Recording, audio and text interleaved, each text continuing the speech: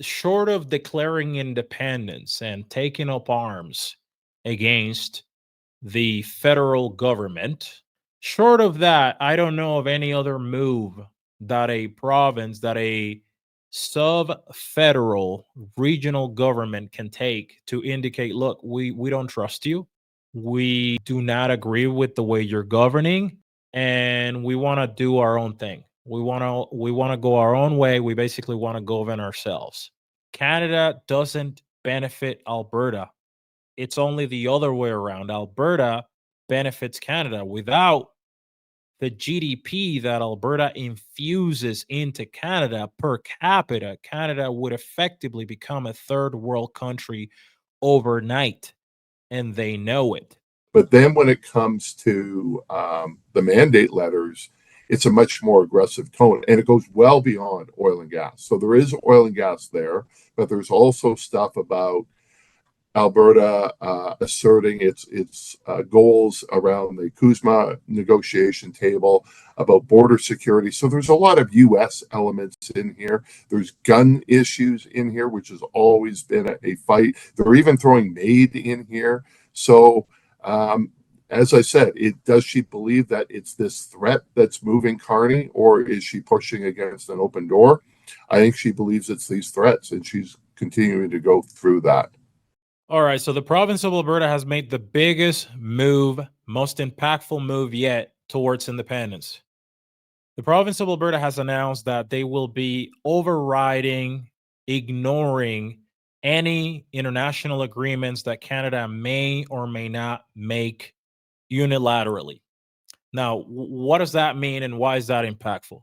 Look, I don't know that there's a bigger indication of a part of a country wanting to go its own way, wanting to separate and become independent from the country than saying, look, I don't believe you represent me anymore.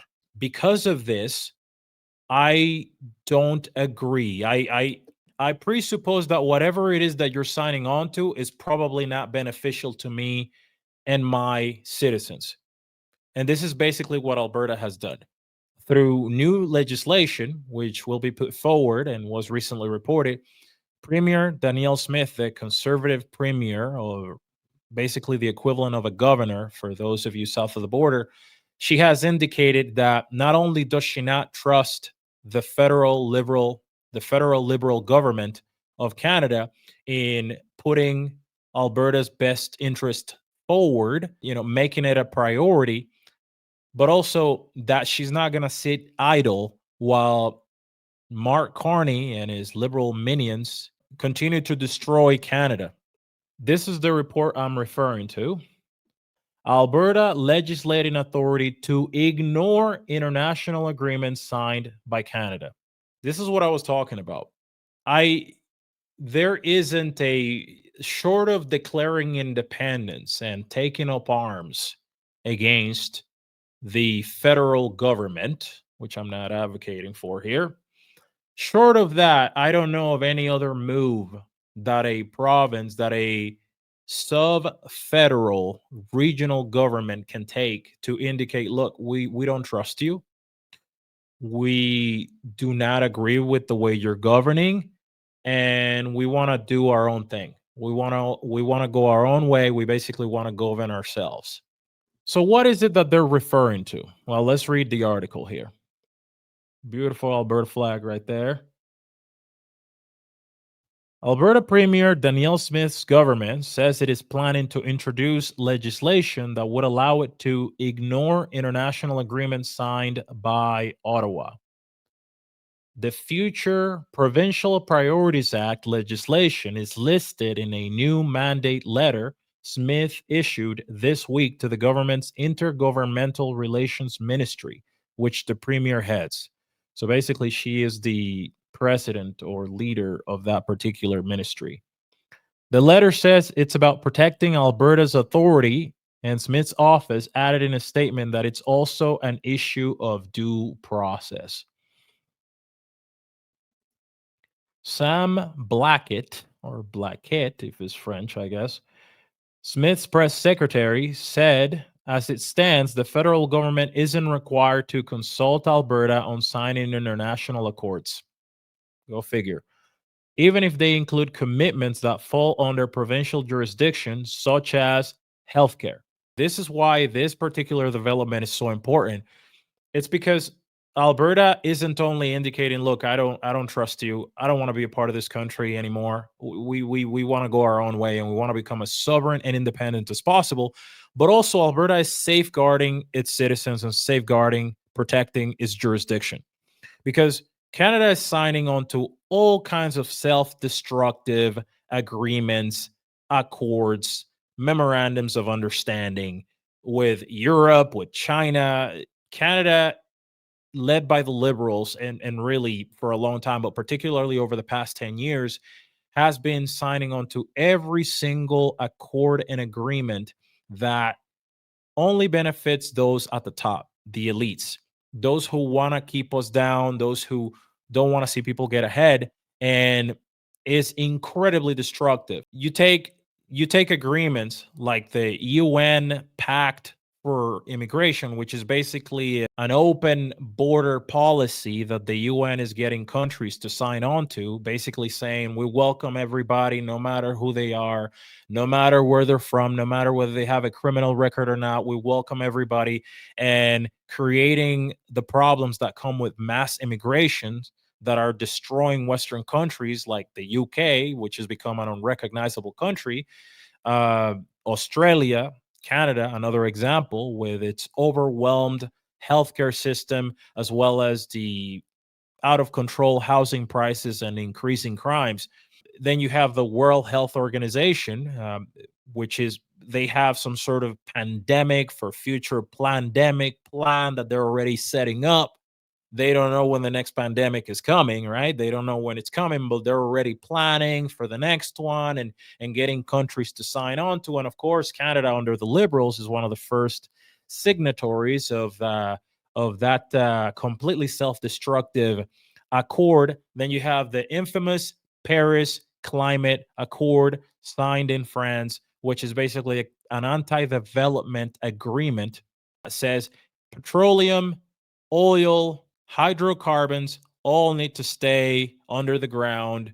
No development, no new pipelines, no refineries, which is why President Trump decided to completely disassociate from the climate scam that was signed on the Paris Climate Accord. And just like those, there are many other agreements that these elites like Mark Carney are signing on to, and we have no idea. We, the voters, have no idea.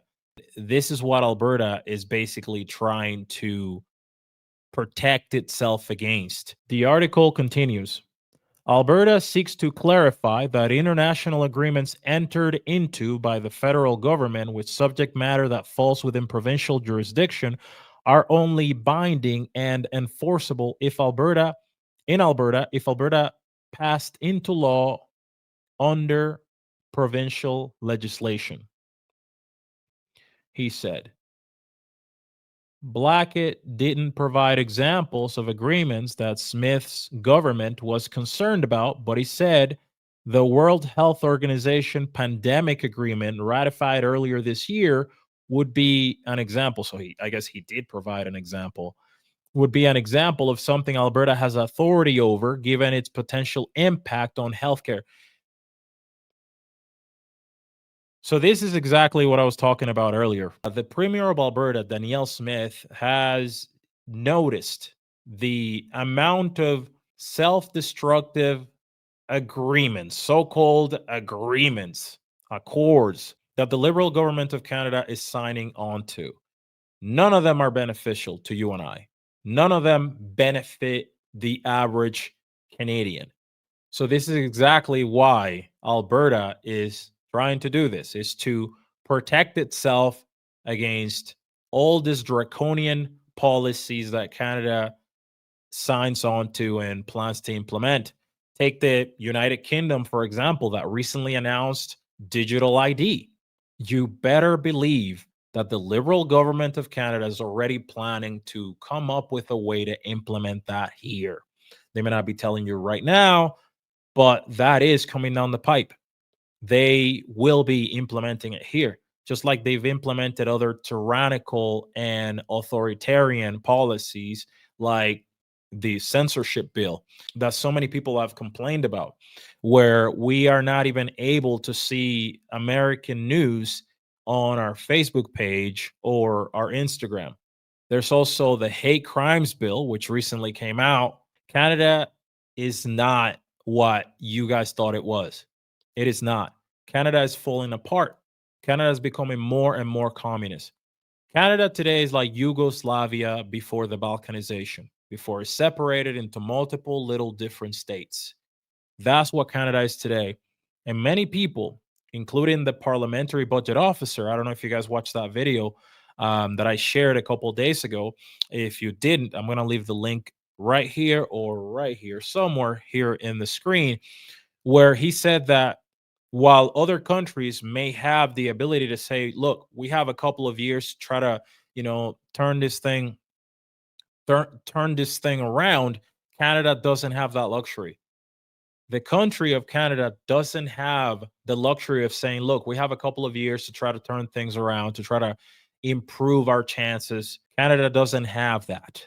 It's looking really rough up here economically, socially speaking, too. Crime is higher than it's been in a long time. Immigration is completely out of control. Housing affordability. We have the most expensive housing in North America and one of the most expensive all around the world. That's what's happening in Canada, with the exception of Alberta and Saskatchewan, more or less close. So it is no wonder that the government of Alberta, the common sense government of Alberta, is implementing or hoping to implement these protections, which is a step that moves us closer to independence, to sovereignty, to Alberta governing itself fully as an independent nation. The pandemic agreement, simply put, will see signatories work together to prevent and prepare for and respond to pandemics. Sure it will. Blackett said Alberta's legislation would be similar to a long-standing legislative framework in place in Quebec. I mean, that makes sense. Quebec has been the one province in Canada that is taking it upon itself to become as sovereign as possible. Obviously, they've been doing it for many decades, but they've been doing it effectively overall, short of completely separating, which some of us think that they never meant to actually separate because they depend on Canada a lot.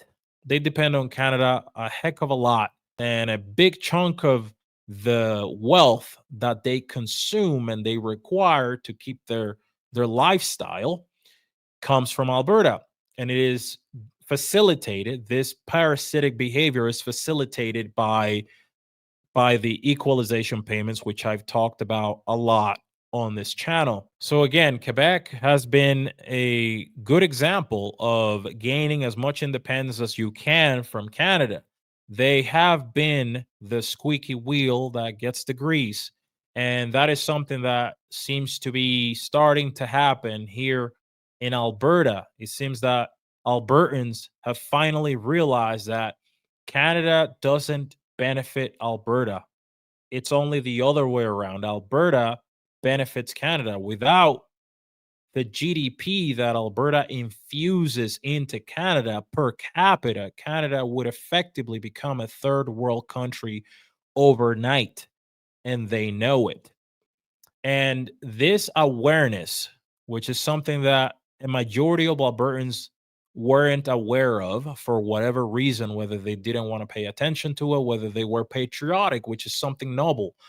Many Albertans were very patriotic Canadians, and many of them still are. Although a lot more Albertans have realized that Canada doesn't work for them, even though we always work for Canada.